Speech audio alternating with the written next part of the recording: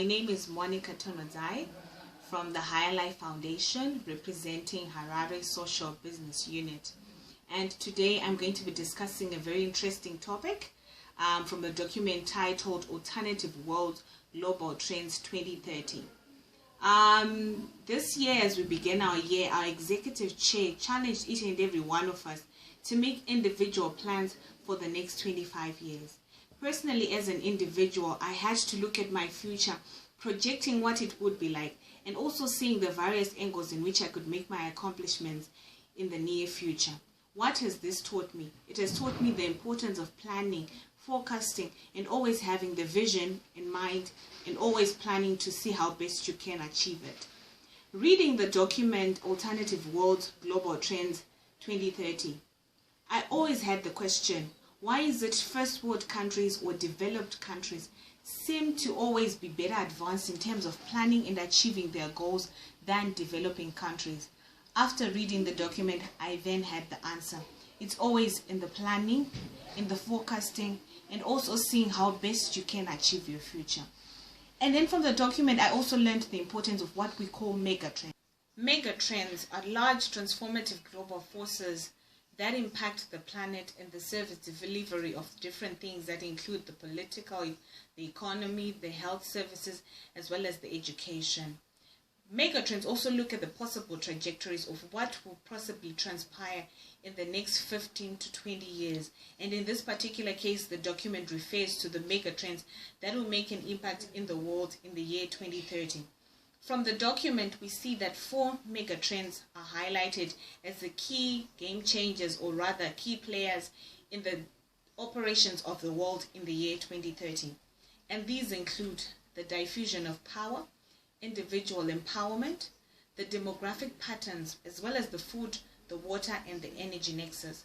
So in my presentation as it follows, I'll focus on each and every one of the megatrends, as well as see how they impact or have relevance to Africa, to Econet Group of companies, as well as the Higher Life Foundation. Individual empowerment is highlighted as one of the key megatrends that will play a key role in the development of the world in the next 15 to 20 years. And this is owed to various factors that include poverty reduction. It is noted that because of the greater educational attainment that people will have, most people will move from the lower class to the middle class, ensuring that they move from the poverty lines to better service and having a better life. It is also known that individual empowerment will accelerate due to the growth of the middle class. And also in African countries, the people who have been mostly targeted and seen as the vulnerable or the lower class will also move into the middle class because of the social and economic conditions that will be changing in the next 15 to 20 years. It is also noted that the individual empowerment will also be accelerated due to greater educational attainment. And this can be seen by the drive from different organizations, from different countries, to ensure that people have an opportunity to access information and have access to education. One of the things that will drive or accelerate individual empowerment, as highlighted in the document, is the widespread use of new communications and manufacturing technology. It is also stated that in the document that urbanization will be one of the key things, or one of the key drivers that will be taking place, especially in Africa and in Asia. Also, individual empowerment will accelerate owing to the advancement in healthcare systems and the application of technology in the service delivery in health. So how relevant is this to Africa, or how relevant is this to Higher Life Foundation? From my understanding, the importance of individual empowerment as a megatrend is because it will affect and be a key player in the 15 to the next 20 years to come. Why is this so? Because education is one of the key drivers. The greater people achieve their education, the greater people have access to information and technology, the greater their chances to be individually empowered. What does this mean for Higher Life? It means that we need to continue focusing on the sponsorship of our orphaned and vulnerable children, in helping them access education and the necessary information to ensure that they also be able to move from the poverty datum line or to living from the lower class to becoming middle class people who also have an opportunity to make an impact in the world. What does it also mean for higher life? Continual leverage on the use of technology in the education space, as it is seen that the widespread use of new communications and technology will be one of the accelerators to individual empowerment. So this means that as we continue to leverage on the use of technology, especially in the education sector, this will improve people's chances, children's chances, as well as Africa's chances to ensure that people are empowered and have an opportunity to contribute meaningfully to the economy and to the state of Africa. The use of technology will especially be relevant not only to African countries but to countries like Burundi. It being an African country that has experienced war for a spanned period of time because of the forces, the internal, the external, as well as the civil forces that take place in the nation, it will be very important for the Higher Life Foundation to continue leveraging on the use of technology, especially in the education space, to offer children an opportunity to access information and knowledge. Why is the individual empowerment trend, mega trend, vital to Africa? The world will certainly move because of individual empowerment. And it's indicated earlier on, people will move from the lower class to the middle class. People will migrate from the rural areas to the urban areas because of the spontaneous growth that will take place in urbanization. What does that mean for Higher Life? Higher Life may need to focus and see how best to sponsor their children so that they are relevant in the era that is coming in, which is the technological era as well as the urbanization era. Would it mean that we need to focus on sponsoring the talented children who are going to focus on sciences, on actuarial sciences? We're going to focus on the manufacturing and the technology side so that when the 15 to the 20 years come, these are the people that will be key in the implementation of new technologies as urbanization takes place, as highlighted in the Megatrends document 2030. As we move on, the next mega trend that we'll also focus on is the diffusion of power, which will have a dramatic impact by the year 2030. There will no longer be any hegemonic power as the globe shifts to a multipolar world. What does this mean? Power may not reside in one country necessarily, as the US has always been maybe one of the mega powers that control world politics, but power will reside in a couple or in a group of countries who would then influence and impact the relations in the world, included China as one of the countries that may also play a key role in the implementation or the taking place of things in the world. Power will shift from multifaceted and solidified coalitions to networks. The networks that people will belong to will also have an impact on how they influence and have an impact in terms of political and power relations. What does it mean for Africa? We may need to also focus and see that in the next 20 years, how does the diffusion of power, how do the networks affect our countries, and how does it affect the education per se? As Higher Life is focused in sponsoring education, its Econet is focused on providing access to technology. How will the diffusion of power and the social networks that will be happening have an impact or an effect in the presentation or in the offering of our services? It is also noted, because of the diffusion of power and how it will have a dramatic impact in the 2030, that the global economic health will be increasingly linked to how well the developing world countries will perform. This will mean that for the diffusion of power to have impact, developing countries or developing nations, especially those like in Africa and in Asia, how they respond to crisis, how they respond to pandemic, how they respond to economic health, will have an impact on how the diffusion of power takes place. And one can reference how Africa has responded probably to the Ebola crisis that has taken place recently in the past few months, especially in Sierra Leone and Liberia. People can see how Africa responded as a way of predicting or projecting what will happen in the 2030 or in the next 15 to 20 years to come as the world changes. So what will it mean for Higher Life, or what will it mean for Econet? It may need the Econet Foundation, it mainly mean the Econet and the High Life Foundation to continue to be a force of change and in the implementation of new technologies, new ideas on how to tackle global economic health, especially in the African context. One can also give a reference especially to the great task force that was built up, Africa Against Ebola, and how people pulled in their resources as Africans and their human resources to fight and be a force that fights against Ebola. These are some of the things that will play a key role, especially in the implementation or in the happening of events in the next 15 to 20 years.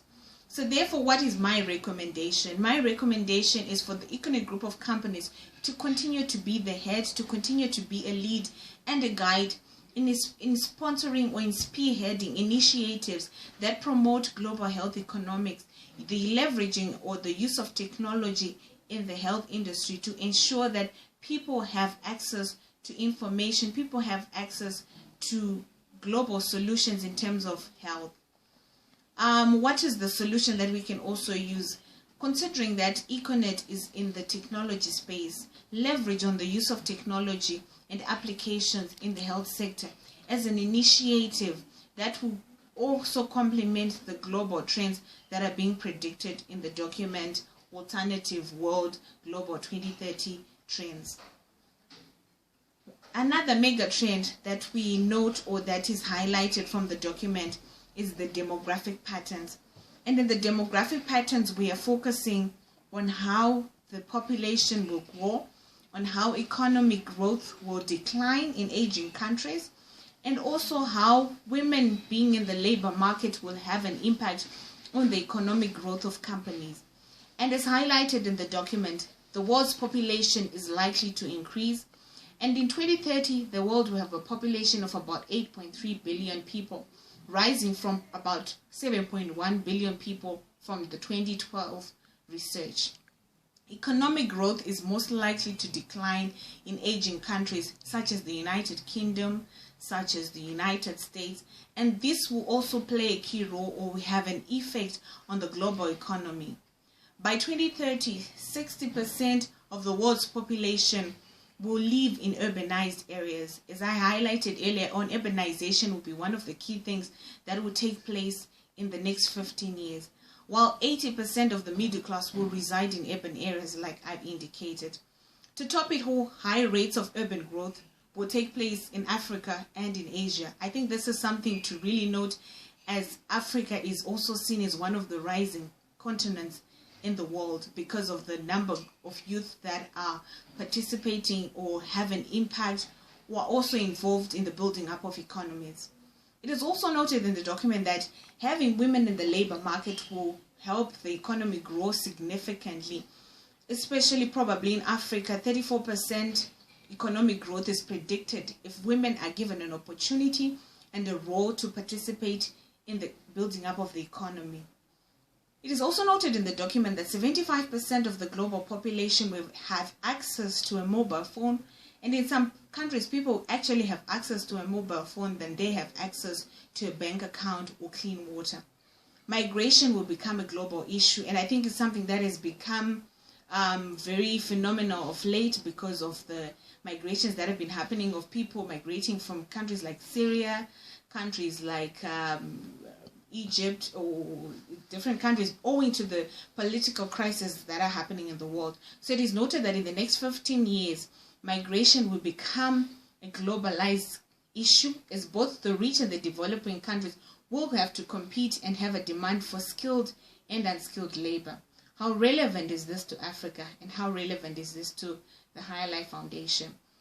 The relevance that I found, or the impact that I found from the demographic patterns, is that considering that women participating in the economy or women having access in the labor market and increasing their chances of also accessing jobs and markets and interventions that help them, it will mean that Higher Life will have to continue, or probably continue, focusing on the education of the girl child. Why do I say so? Because it is noted that it is important that empowering women or empowering girls will mean people have access to information, thereby empowering them is empowering the community. What also means is we will need to encourage women to take leadership roles, especially in the business sector, be it being involved in entrepreneurial activities, being involved in small-scale farming, being involved in things that bring revenue to the company as a solution or as a way of contributing or participating in the global trends that are taking place. What does it also mean?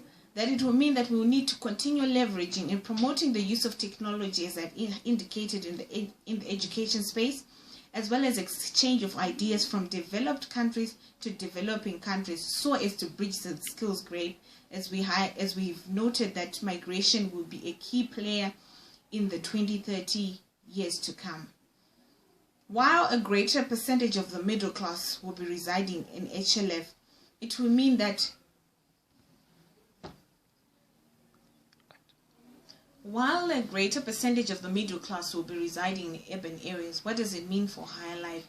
It may mean that Higher Life will need to predict the number of years it will be operating, whether in a country or in a various space, or in a certain space, for example, in urban areas.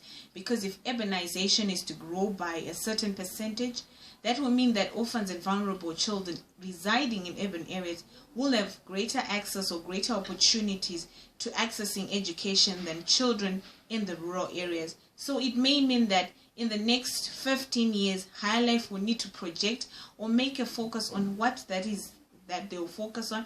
Which areas would their programs being run in? Will it be in urban areas or will it be in rural areas, so as to meet the need of the most vulnerable child, whether it is in the urban area or in the rural area? And then lastly, one of the mega trends that is highlighted is the food and the water energy nexus. It is noted that demand for food, water and energy will grow approximately by 30%, 40% and 50% respectively, and this will mostly be due to the increase in global population, as I've highlighted that the population will grow to about 8.3 billion. Climate change will worsen the outlook for the availability of these critical resources. So what does it mean? It may mean Econet and its group of companies may need to continue focusing on the use of technology, especially in the energy sector, maybe expand its resources, expand its initiatives, expand its products and services in the solar industry as a way of ensuring that they also meet the demand and supply of energy. So these are some of the things I have noted from the document, and I believe this is a very relevant document to HLF, to Africa, as well as to Econet group of companies. Thank you.